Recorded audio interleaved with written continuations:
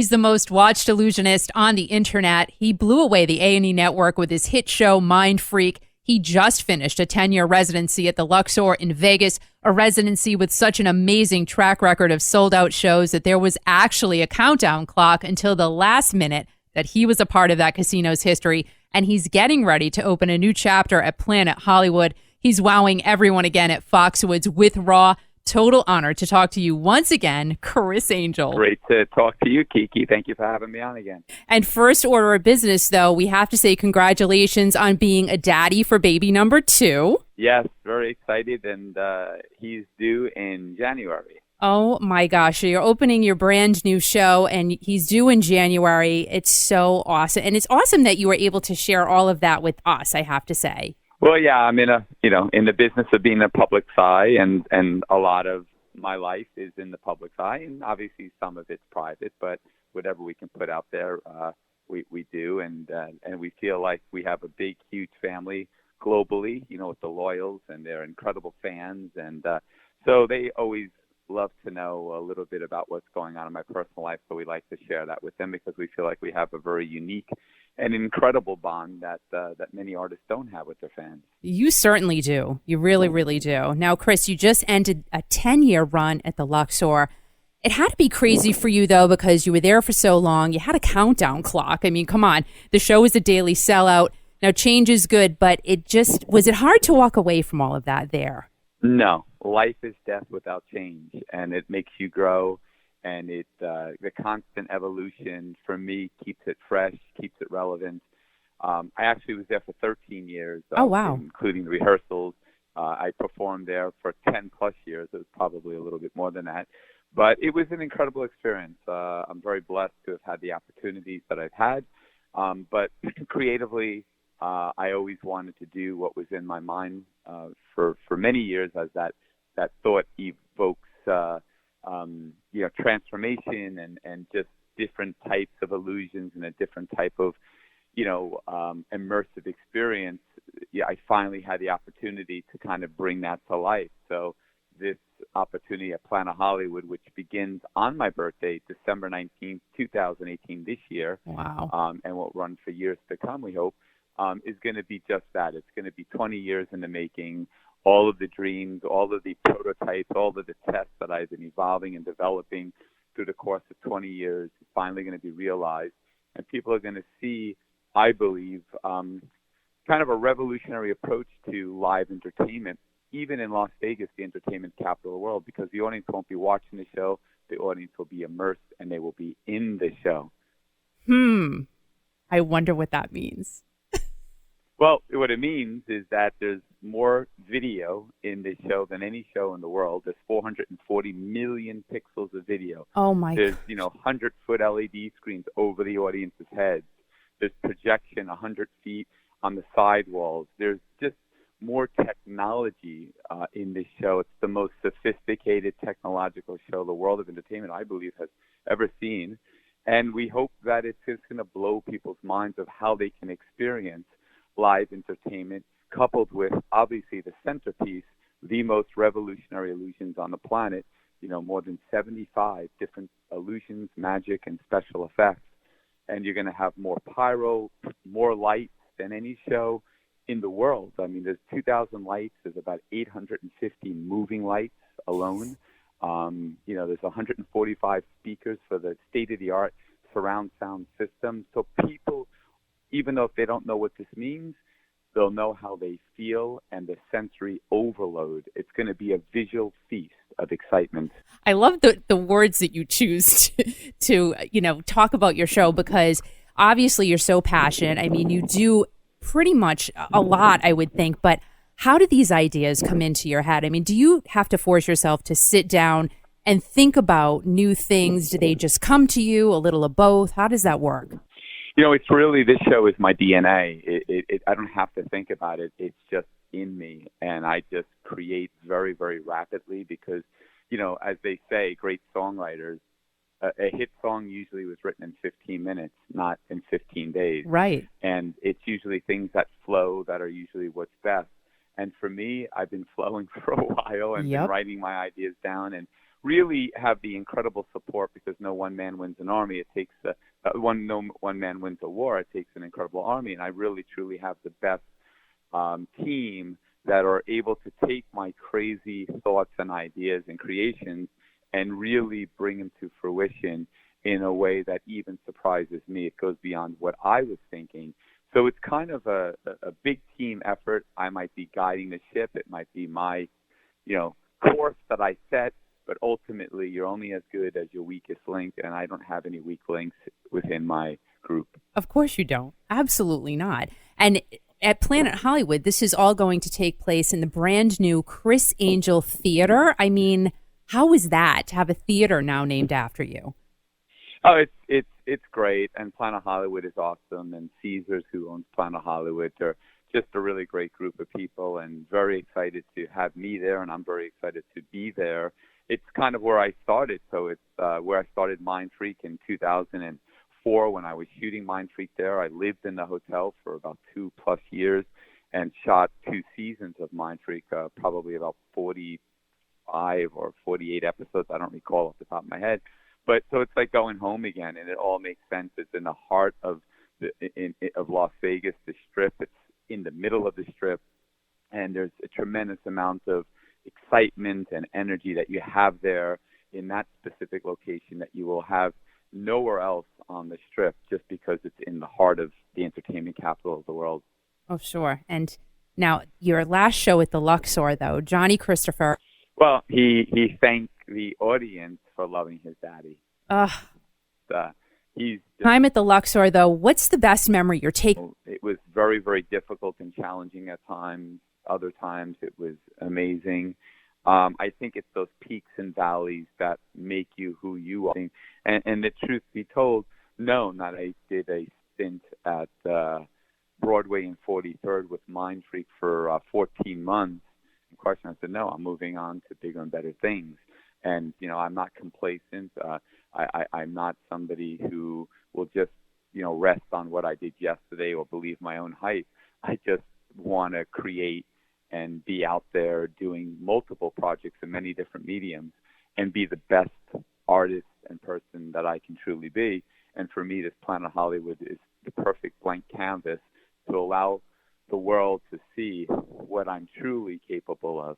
And people are going to be really honestly not why I got into magic. And what people are going to see is, and really creates an entire experience that technologically goes beyond anything that any pop artist is doing in Las Vegas. And trust me, I've seen them all. I go to see shows all the time because I want to see what people are doing.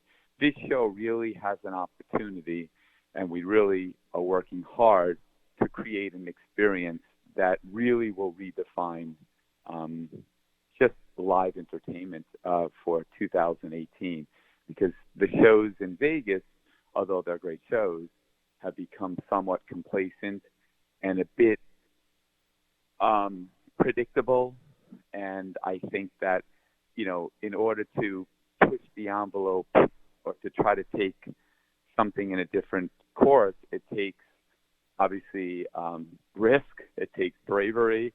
And for me, I have the ability not to have a huge budget, but to have the ability to get companies excited, like Panasonic, like Lighthouse, like Shure Microphones, like, DOS Audio Systems, all these incredible companies, Screen Goose Systems, all these incredible companies that really see this as an opportunity to showcase their products and their new technologies, and for me to beta test those things, to really show them in a way that they never even dreamed they could be utilized. So I was able to leverage the show, leverage the brand, and really get all of these iconic companies that are developing in the newest, latest, greatest, most sophisticated technologies to incorporate, so that the audience, when they come see it, will see the most incredible experience of their lives, we hope.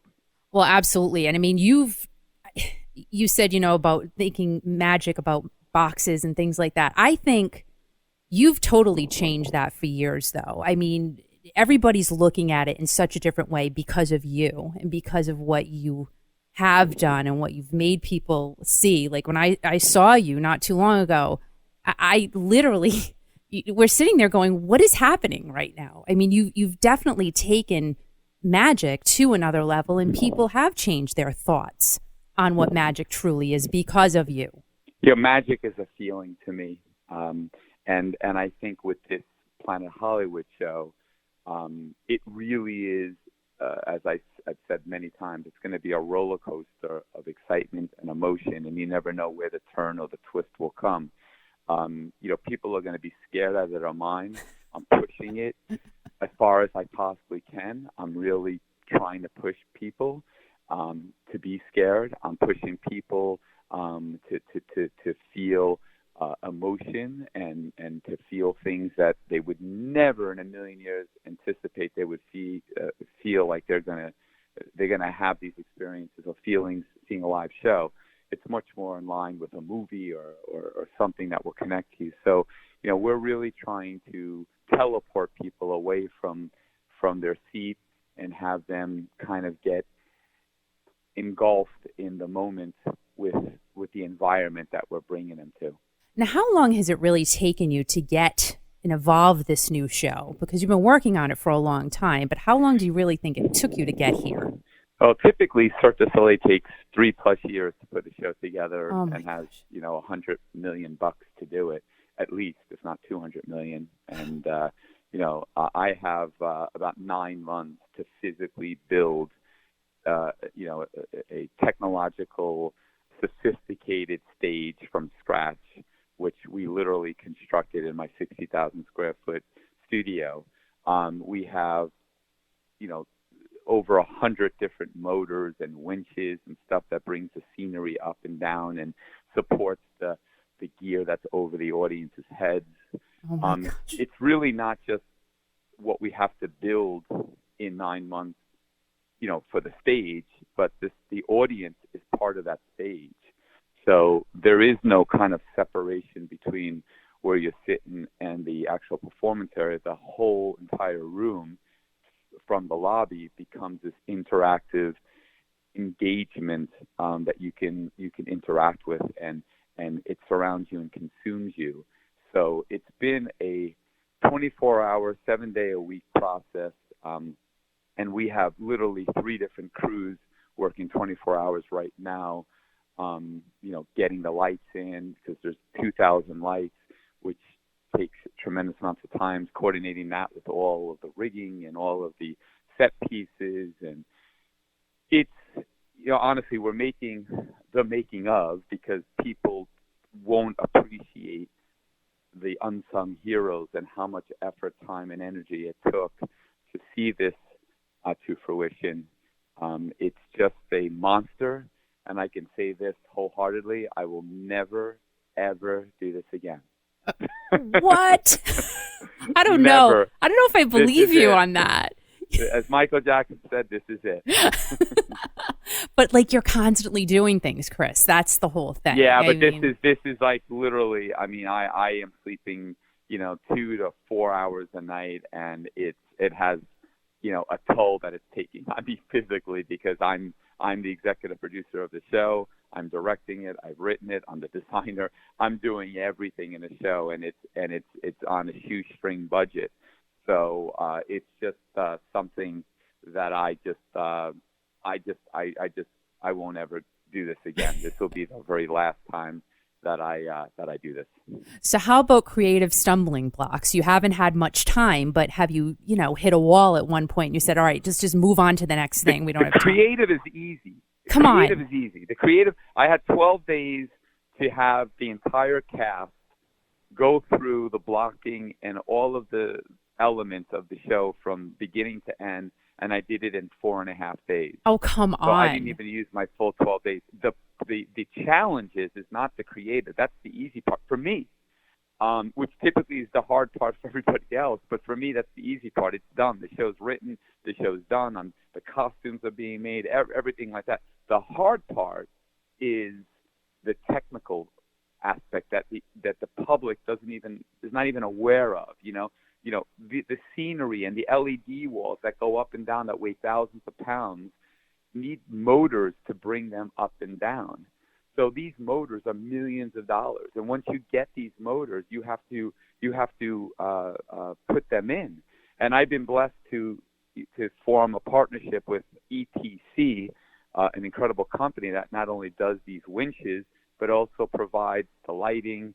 They have a company called High End Systems, and also provides a lot of the technology for that stuff. So once all that those deals were done and the equipment had to be fabricated, it needs to be installed. And it needs to be installed at the exact right point so that 55 feet in the air, when it comes down, it falls in the right place for that piece of scenery. And there's all of these different pieces that have to play together and be able to go up and down.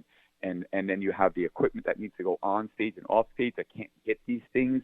So it's really a huge mountain of a challenge to try to overcome. And the technical aspects, when you consider having 40,000 pounds hanging over the audience's head. Oh my God. 40,000 pounds, okay?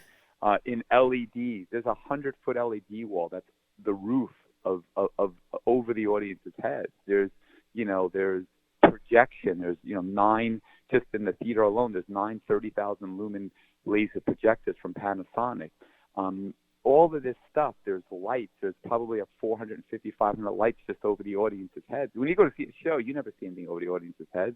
Really? No. This is completely different. So all of these logistics, all of these different departments, my incredible, designer of everything that's in the air is Tony Gillespie, and he has to work with, a guy named Mike Peasy who's dealing with the actual physical lighting, and then you have the sound people. Everybody needs to coordinate all of these elements, and we have, more pyrotechnics, more lights, more video, more fire effects. I mean, it's than any show in the world. So, and it's a huge undertaking, and to consider the time that we have and to consider the budget that we have, it makes it even more difficult. Well, now, so this is crazy. Your shows are over the top. So when you do these one-off shows, like a one night only, how is that for you when you don't have the pyrotechnics and you don't have all the lighting? How does that work for you mentally? Is it different? Is it weird? You see, the most important thing is the artist, right? Mm-hmm. People are coming. Yes, they're coming to see a show, but they're really coming to see you. And, that is the most important thing is delivering a great show, giving 110% and connecting to the audience. Right. Because all of that other stuff, even though it really is wonderful and beautiful, you can get all of that stuff and put anybody in that space and it won't work and it won't be successful. There has to be somebody that can connect all of those different elements together and make it make sense and be somebody that's relatable to the audience, somebody that they want to see and connect to. So when I'm doing Raw, which is exactly what the name says, Raw, it's stripped down, it's kind of like unplugged magic, and it's a great time with me and the audience to interact, to create miracles, and it's about that connection and about that intimacy. When you come see this new show at Planet Hollywood, Criss Angel Mind Freak, same name, completely different show, you're going to see Criss Angel, but you're also going to see all of these other insane elements that goes to a vision that I have in my mind that obviously is a vision that can't tour because of the magnitude of it, right, and is a vision that people can enjoy differently than when they see me on tour with Raw, which is designed as a completely different show with a completely different approach. Yeah, makes sense. Makes total sense. Now, there's a video of you, 5 minutes for the next 50 years of your life. Totally awesome, right? You said that the mind... I don't even know who put that together. Are you kidding me? I shot an interview a couple of years, probably 4 years ago. I don't even remember when it was. I shot an interview and somebody took excerpts of it and then created this video. I had nothing to do with that video. It's the God's honest truth. But let me tell you, I feel like you're talking to me. I've been watching it and I said, oh my, everything I took away from that. I love it. And thank you. You really tell us the moment, because you're all about the mind. You're all about the mind controlling the body is a slave to the mind. When is that exact moment that you realized about your mind and that sweat equity is going to control everything in your life? My dad really instilled those values and those life lessons since I was a kid, and I think that's what allowed me to grow and believe that anything truly is possible if you're willing to put the work and the sweat equity into it, and continue to work at it until it happens. And I mean, your mom truly believed in you back in the day. I mean, she mortgaged her house for you, and 14 months later, you were able to pay it back and then some. I mean, that's real belief there and support. And I'm still paying it back to this day. I'm teasing. In a good way. Yes, like, she's always with you, right? Well, yeah, a lot. my mom's actually in Foxwoods with me right Nice. now, and she's and my son is here, and Chenille's here, and we're trying to raw, and so we're all here, and I'm sure a lot of family will come out from Long Island to Foxwoods to spend some time together, and so it's gonna be great times. And then I'm hosting Shrine Saturday night. So now, what do you do when you host Shrine? Do you go out and dance with everybody? Honestly, I can't even talk about that because I could be criminal. Oh No, my gosh! Come on. It's just a great time. You know, I do the shows. I'm doing 8 shows here starting tomorrow, 2 shows a day until Sunday, and then Saturday night we get to take everybody that's seen the show. And if they want to come, if they're 21 years of age or older, they come to Shrine. You don't have to get in the car. You just walk to Shrine, and I host it. And you never know what's going to happen. But basically, I'm there. I engage with the public. We have drinks together. We talk. We take pictures. They sign stuff. And the cast is there. We just have a great night. And Shrine has been an awesome place to have a lot of fun, and a great nightclub, and they have some great DJs there. So it's just been a blast and a great time. That is awesome. Now, going back to social media, though, not too long ago, you announced that Trisha Paytas, I mean, come on, she eats food on YouTube. Love her. She's hysterical. She's going to be joining your new show. Is that right? Well, she's actually, Trisha is just a lovely, wonderful, warm-hearted person who was a fan of mine from many years ago. And she showed me a picture of her and I when I was at a book signing for my Secret Revelations, I think it was called, book. And she was there, and she took a picture with me. And then fast forward to recently, she came to my show. I met her. She told me the story, and she's this big, huge YouTube star. She's killing it. She's doing live shows, and more than anything, she's just a really, really sweet person. So I said, hey, would you be interested in doing a couple of projects with me? And she said, absolutely. So she was just out here about a week ago. We shot a piece that she's involved in that's for the lobby. So there's going to be a bunch of, I don't want to give it away too much, but there's talking pictures, celebrity pictures. Oh, my gosh. And I could just tell you, Gary Oldman is involved in it, Paul Stanley from Kiss, Randy Couture, Flavor Flav. There's a bunch of great people involved in this really funny, cute little piece that's completely free to experience in the lobby. And she participated in that. I did some magic for her, which we'll release as well.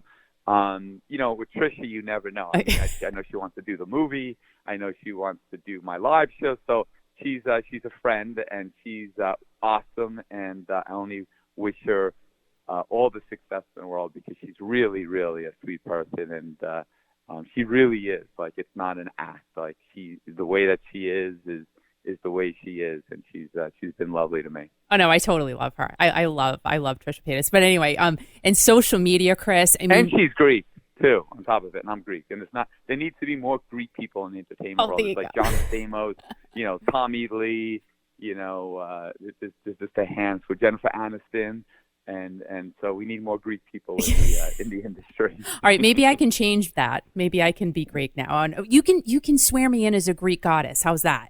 There you go. Done. Now, social media, though, that is such an important part of everything that everybody does. And you realized that many, many years ago. How did you even tap into that?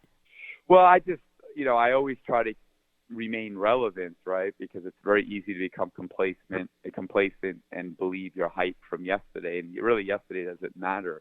It matters what you're doing now and tomorrow. And so for me, it's always about keeping connected to my fans.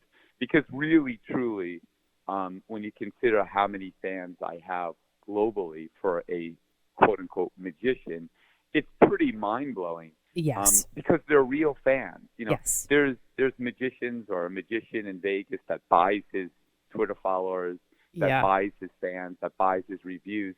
I don't have to resort to any of that because I have like real fans and I've really connected to them. And so for me, it was always about keeping it real and having a real relationship with them. I know them by name. They come.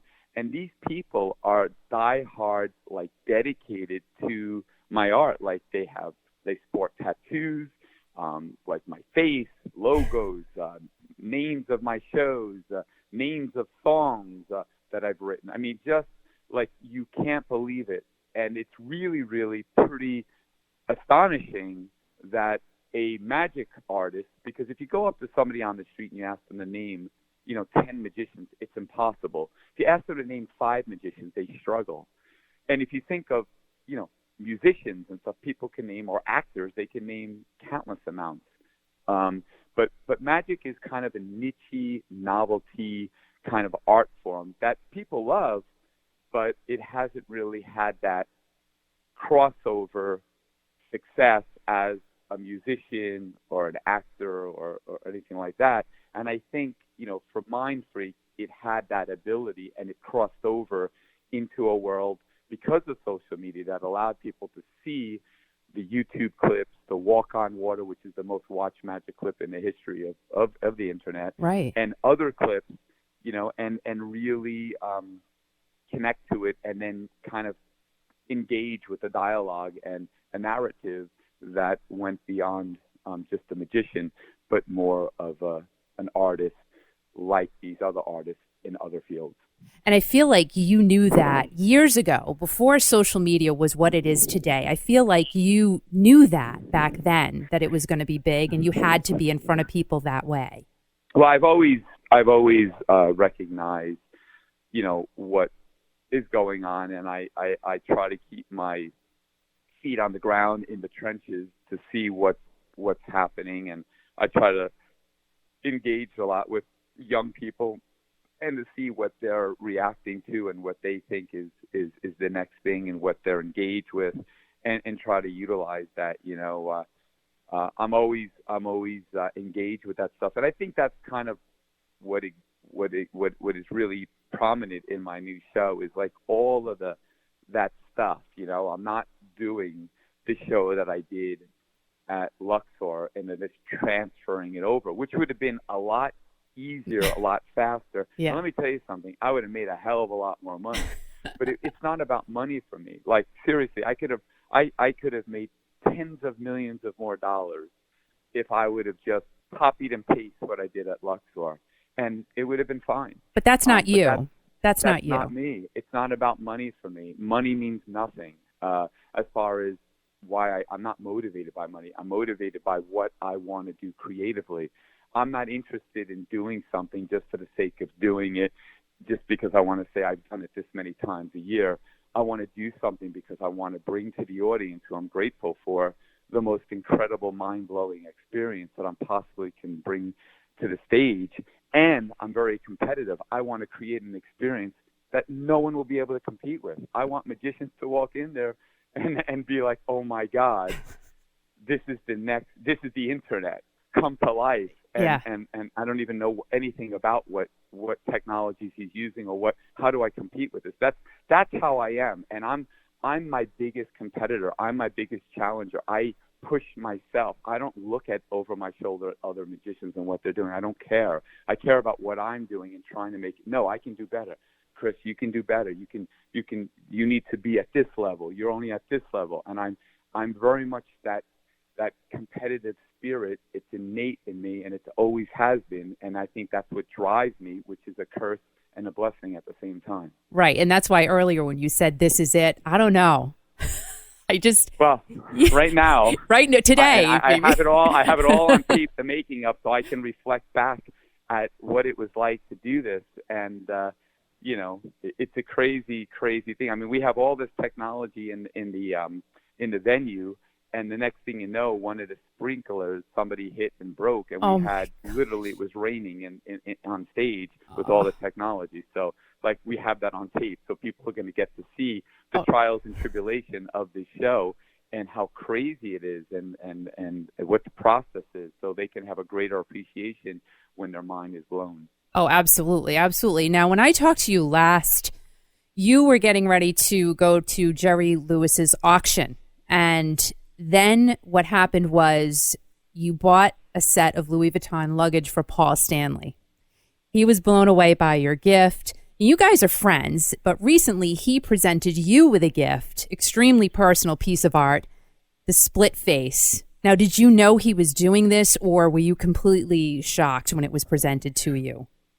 I kind of had a sense that he was doing it, but I never dreamt it was going to be at the level of which he did it. But he is also Paul Stanley, a huge inspirational people that are. Paul is just like a real human being, like a real guy, and he is passionate and he does what he loves.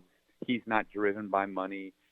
He's driven with his art because he loves to do that. And so when he presented that to me, I was really touched because of what he meant to me and what he continues to mean to me, and the fact that he would do something like that for me really just blew my mind. It really did.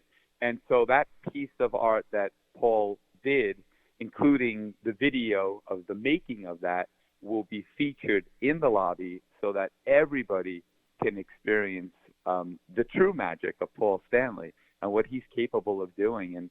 And he also participated in another attraction in the lobby, which is really cool. So Paul is, I can't say enough great things about him because he's just amazing. And yes, I'm so honored to call him a friend. But again, you know what? We all get what we give in life, right? And you're a nice guy. You're a talented guy. You're super smart, and you get what you give in this life. And I think that's why you get the good. I really do. Well, I think you definitely have to treat people, doesn't matter who they are, with respect. You have to treat people as you want to be treated, and you get what you give. I believe that is true in most cases. And even when it's not true and somebody screws you or burns you, I think that ultimately it makes you a better person if you choose to allow it to make you a better person, because you can't let situations by others define who you are. You have to remain yourself and remain a positive force in sometimes a very negative world. Right, and that's what I take from you. Positivity. Always, always. Whenever I'm feeling kind of, I just watch you, because literally I know that's what you give, and it's just pretty awesome. And thank you so much. I appreciate everything you do. Now, not only though do you give everything to your fans, you really do. You give your heart and soul to your family, and of course to your son Johnny Christopher and the Children's Charitable Foundation. This is to help fight pediatric cancer, and amazingly, you give 100% of everything goes directly to cancer research. Your son Johnny, he was diagnosed with leukemia in October of 2015, and you and your beautiful lady and Johnny have a huge day coming up on December 29th. Tell us about that amazing day.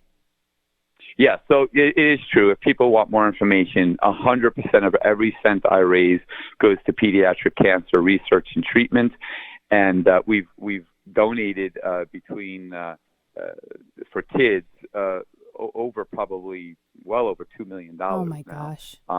Amazing, which is really awesome.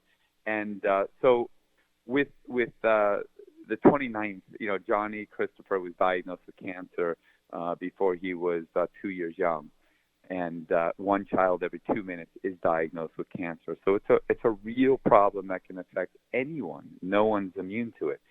And so when we found out that Johnny Christopher was diagnosed, we decided that we were going to take action and take this horrible situation, the worst words that a parent could ever hear, your child has cancer, and allow it to help others that are going to get those same horrible words in the future. So we're making a documentary. It's called 1095. 1095 represents the 3 years of treatment that a boy has to go through with cancer. A girl typically goes through 2 years, a year less.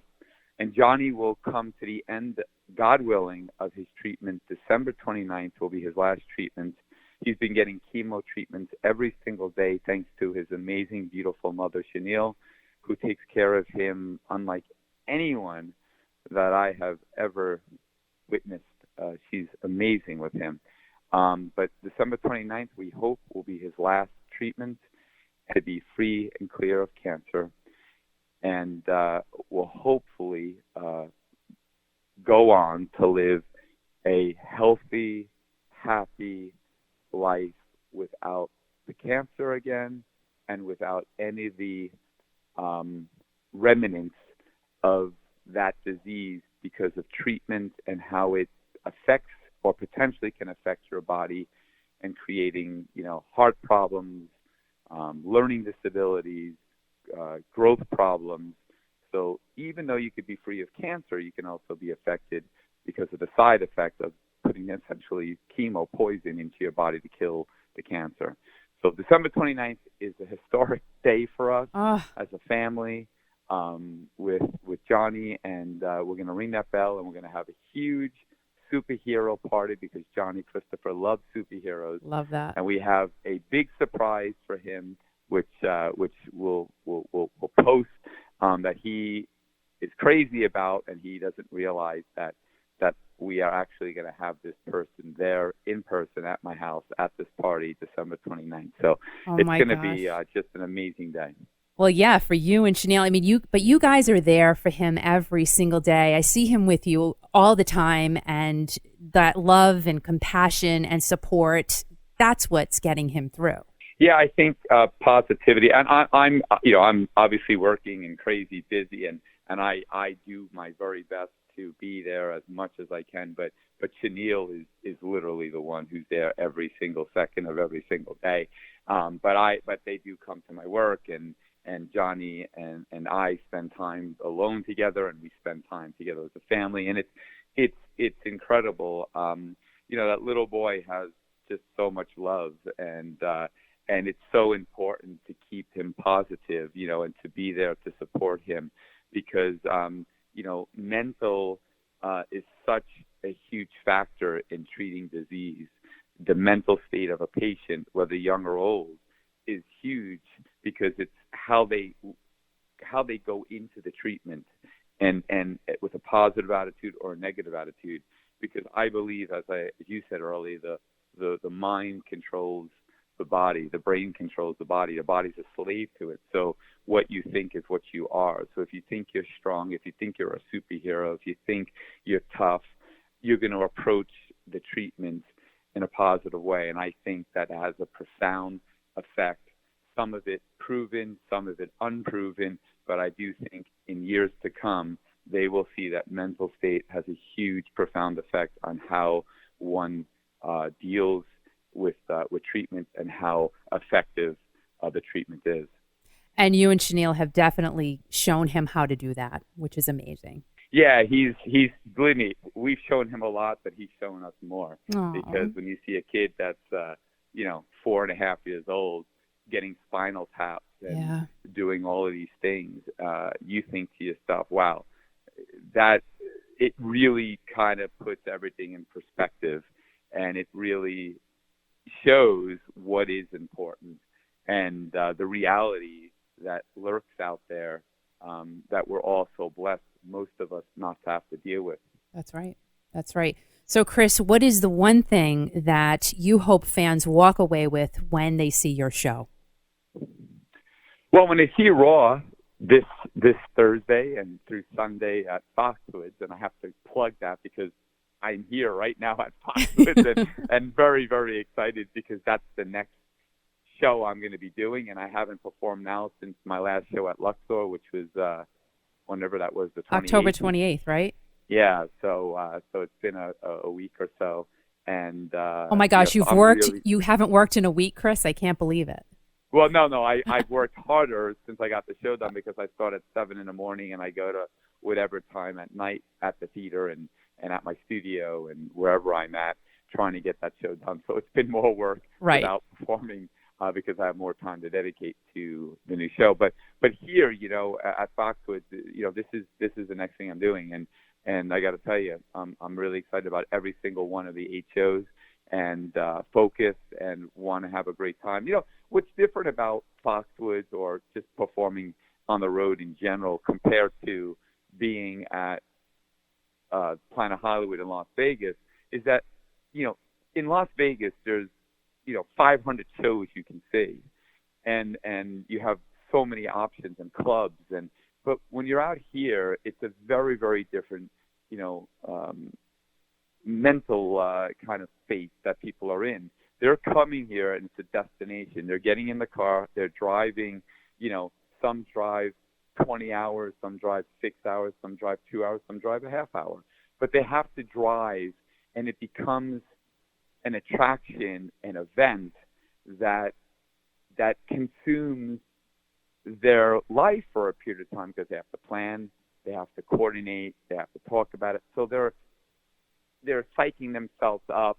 They're creating excitement among the people that are driving here, that are coming here, that are staying here.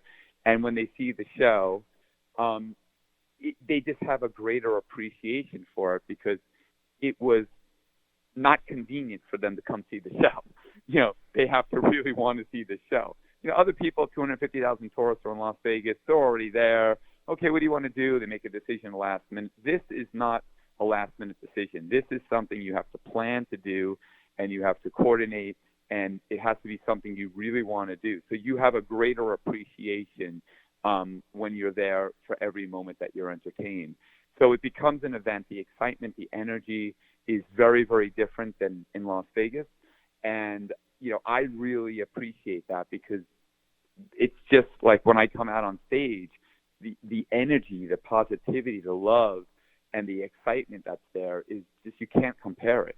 So for me, it's a lot of fun to be able to engage and interact with people. So it's really very unique. So to be here at Foxwoods and to do 8 more shows is incredible. I'm grateful. And then afterwards, then I'll get back in the mindset of Planet Hollywood, Mind Freak, over there starting December 19th.